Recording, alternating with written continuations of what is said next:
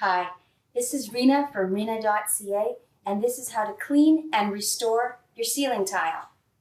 Ceiling tile can get damaged and stained, so sometimes you need to replace the tiles.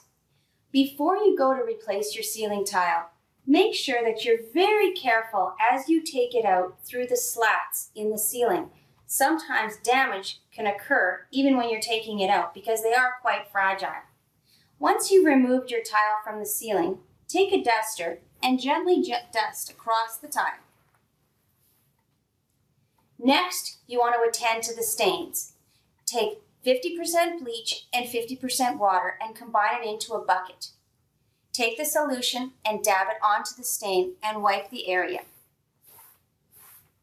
Sometimes this is all you need to get rid of the stains, but other times you need something even stronger. So for that, you use paint.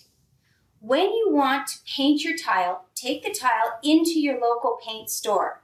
And the reason for this is because you want to color match the paint with the tile. Over time, tiles can get damaged and discolored by the sun.